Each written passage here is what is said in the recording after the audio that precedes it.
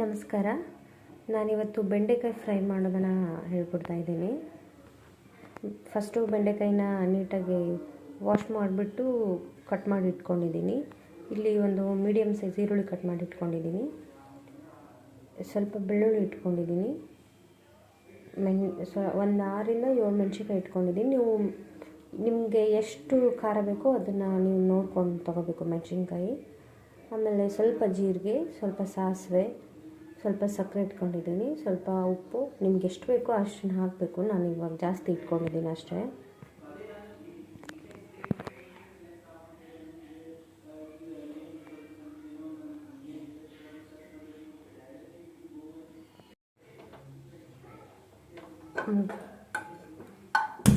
ಎಣ್ಣೆ ಹಾಕ್ಕೊಳ್ತಾ ಇದ್ದೀನಿ ಇವಾಗ.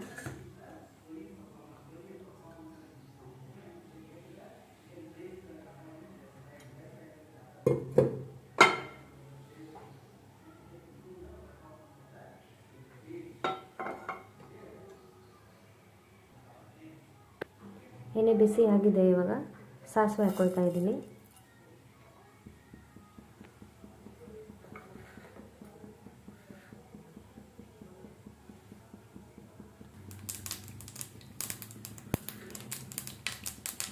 ಜೀರಿಗೆ ಹಾಕ್ಕೊಳ್ತಾ ಇದ್ದೀನಿ. ಈರುಳ್ಳಿ ಹಾಕ್ತಾ ಇದ್ದೀನಿ.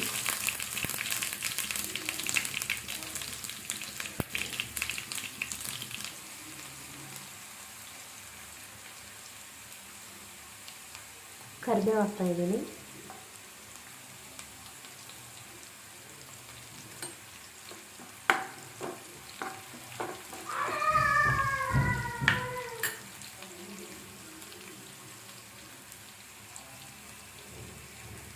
ಬೆಂಡೆಕಾಯಿನೂ ಇದ್ರ ಜೊತೆಗೇ ಹಾಕಿಬಿಟ್ಟು ಫ್ರೈ ಮಾಡ್ಕೊಳ್ತಾ ಇದ್ದೀನಿ ಎಲ್ಲನೂ ಸೇರಿ.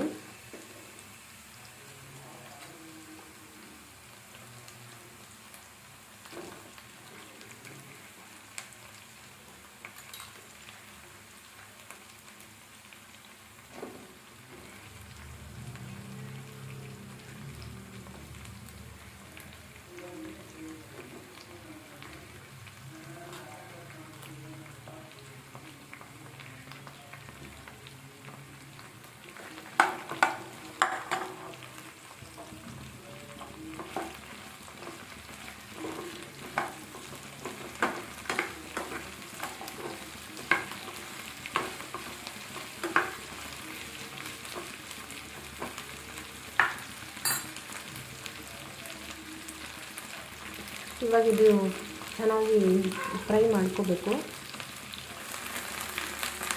ಇದು ಫ್ರೈ ಆಗೋವರೆಗೂ ಈ ಕಡೆ ಮಿಕ್ಸಿ ಜಾರ್ಗೆ ಮೆಣಸಿನ್ಕಾಯಿ ಹಾಕ್ಬಿಟ್ಟು ರುಬ್ಕೊಂಡ್ಬಿಡೋಣ. ಇದನ್ನು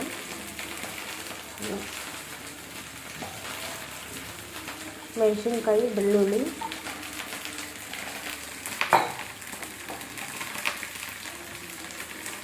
ಅದು ಸ್ವಲ್ಪ ನೀರು ಹಾಕ್ತಾಯಿದ್ದೀನಿ.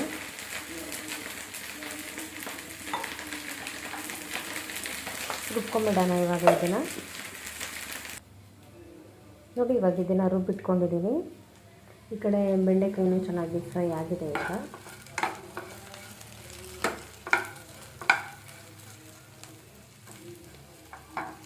ಇದಕ್ಕೆ ಇದು ರುಬ್ಬಿಟ್ಕೊಂಡಿರೋ ಮೆಣಸಿನ್ಕಾಯಿನ ಹಾಕ್ಕೊತಾ ಇದ್ದೀನಿ. ಇದಕ್ಕೆ ಸ್ವಲ್ಪ ಉಪ್ಪು ಹಾಕ್ತಾ ಇದ್ದೀನಿ.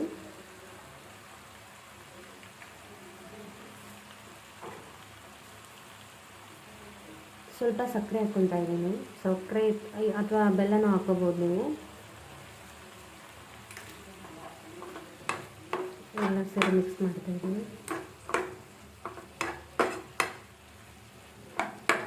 ಇದನ್ನು ಲೋ ಫ್ಲೇಮಲ್ಲಿ ಒಂದು 5 ನಿಮಿಷ ಬೇಯಿಸ್ಕೊಬೇಕು.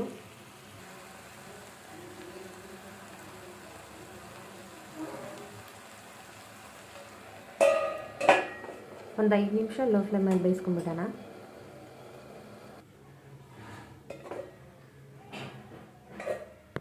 ನೋಡಿ, ಇವಾಗ ಆಗಿದೆ. ಜಾಸ್ತಿ ನೀರು ಹಾಕ್ಕೋಬಾರ್ದು, ಸ್ವಲ್ಪ ಹಾಕ್ಕೋಬೇಕಷ್ಟೆ. ಮೊದಲೇ ಎಲ್ಲ ಫ್ರೈ ಮಾಡಿರ್ತೀವಲ್ಲ, ಎಲ್ಲ ಫ್ರೈ ಚೆನ್ನಾಗಿರುತ್ತೆ. ನೀರು ಹಾಕ್ಕೊಳ್ಳೋ ಅವಶ್ಯಕತೆ ಏನಿಲ್ಲ ಜಾಸ್ತಿ.